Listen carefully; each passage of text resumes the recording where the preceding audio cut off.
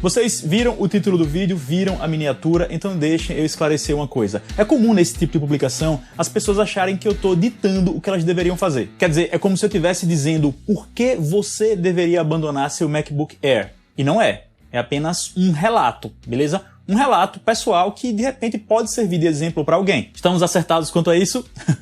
Há mais de 2 meses, publiquei um vídeo em que eu contava minha experiência com o MacBook Air que tem o chip M1, uma novidade interessantíssima da Apple. É um computador muito bem construído, que tem desempenho fluido, edita vídeos pesados com facilidade impressionante, mas que apresentou seus pequenos inconvenientes, seja pela transição que a Apple está fazendo com essa nova arquitetura, seja pelo fato de eu usar Windows há um tempão. Neste momento já não estou mais com o Mac. E os motivos têm muito a ver com algumas das coisas que pincelei naquela publicação anterior. Antes de continuar, convido todo mundo que está assistindo a deixar seu joinha, se fica pro final, é fácil de esquecer. Para os que ainda não estão inscritos, inscrevam-se e ativem o sininho logo ao lado. É de graça, vocês continuam acompanhando meu conteúdo e me dão uma força gigante. E também participem, deixando aquele comentário simpático, vai ajudar no engajamento. Vamos nessa. Beleza, eu vou falar de uma série de pequenos incômodos que me fizeram optar por abandonar o Mac e voltar a um notebook com Windows. O primeiro foram programas. A mudança de ecossistema me fez ter alguns percalços. O Mac M1 não trabalhava 100% com o Photoshop Elements, um software que eu tenho comprado. Precisei migrar para o Affinity Photo, que na maior parte do tempo trabalhava bem, na maior parte do tempo, não sempre. Ainda me incomodavam algumas adaptações porque tive que passar depois que comecei a usá-lo. E claro, era meio chato trocar arquivos com pessoas que usam Photoshop, ou seja, muita gente. Rodrigo, por que não comprou o Photoshop completão, que roda de forma nativa nos Macs com chip M1? Eu não queria pagar mensalidade à Adobe, sendo que eu já tinha uma versão a Elements comprada e que funcionava 100%, supria minhas necessidades. Vamos falar de outro programa, o Wondershare Uniconverter, que eu comprei para Windows e uso demais, seja para copiar DVDs para o computador, que ele faz maravilhosamente bem, para embutir legendas em filmes, para converter arquivos. Acostumadíssimo com ele, me dei conta de que não funcionaria no macOS. Eu precisaria desembolsar uma grana adicional e comprar a licença específica para o sistema, ou então achar uma solução alternativa. A ideia de solução alternativa é até ok para mim, sabem, gente? Quando não existem outras opções. Agora, quando eu tenho software que é exatamente o que eu curto, que já comprei e que funciona para mim, apelar para uma dessas soluções, aí eu já não vejo tanto sentido. O que eu estava fazendo então era sempre que precisava do Uniconverter, alternava para um notebook com Windows e aí resolvia meu problema nele. Lembrando que Macs com chip M1 não tem a possibilidade do Bootcamp para rodar Windows de forma nativa. Existem soluções de virtualização, mas eu não quero apostar em algo assim para programas que eu curto e que vou usar sempre. É mais um quebra-galho ali.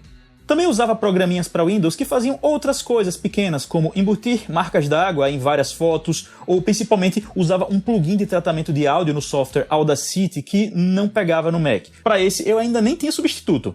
Ainda teria mais exemplos para dar, tá certo? De coisinhas que perdi e precisei buscar outros caminhos. Mas para não ficar enchendo demais o vídeo, o que falei até agora serve de ilustração. Outro ponto muito importante foram games, ou para ser realista, game. Quem me acompanha já deve ter me ouvido mencionar que jogo um bocado o Age of Empires 2 Definitive Edition.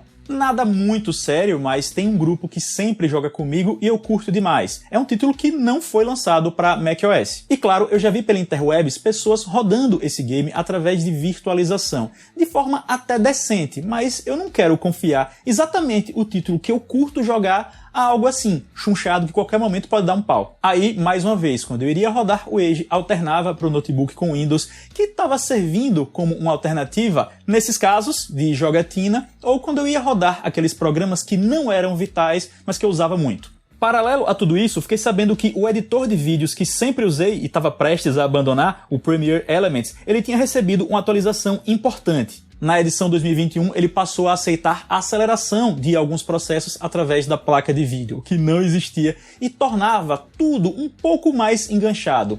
A linha do tempo, a exportação, tudo. Rolou uma promoção num site gringo e eu acabei adquirindo esse Premiere Elements 2021, que, se não chega nem perto da fluidez apresentada pelo Mac M1 com o Final Cut Pro, pelo menos melhorou bastante aquilo que eu conhecia. Tirou o peso de vários efeitos já aplicados, tornou a timeline um pouco mais rápida e melhorou a exportação. Talvez a melhor atualização do programa desde que eu tinha começado a usá-lo. O que foi que eu pensei? Poxa, consigo trabalhar tranquilamente nisso aqui agora. E a gente tá vivendo uma situação em que não me parece tão válido ter um segundo computador de luxo, só para Age of Empires e programinhas lá do B. Aí pensando no que eu tinha no macOS, avaliando o que eu conseguiria no Windows, achei que seria mais pé no chão me desfazer do MacBook Air e aí eu pegaria um notebook gamer até mais avançado com o mesmo valor. Foi exatamente o que aconteceu. Eu me desfiz dos 2 computadores que estavam por aqui e peguei um notebook com Windows acima daquilo que eu já tinha experimentado, com uma placa de vídeo bacana, processador, toda a configuração. Show! O que foi que eu perdi com essa mudança? Inicialmente, silêncio. O Mac era silencioso 100%, uma coisa que eu achava muito massa.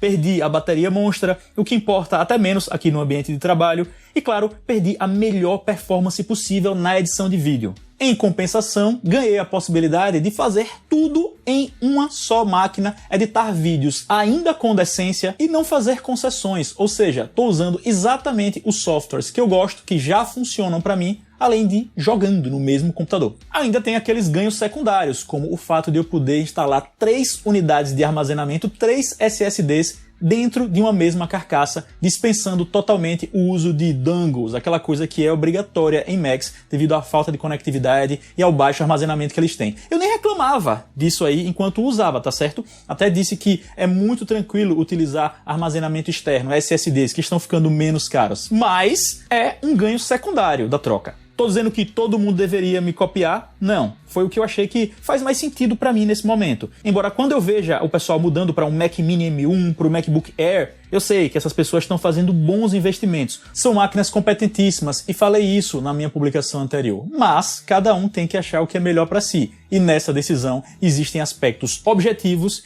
e outros totalmente subjetivos. Eu espero que vocês tenham gostado deste vídeo. Se é o caso, escolham o gostei aqui embaixo, que é o joinha. Para quem ainda não for inscrito, inscreva-se e ative o sininho, aquele papo lá do começo. Sigam-me nas redes sociais, que estão na tela e na descrição.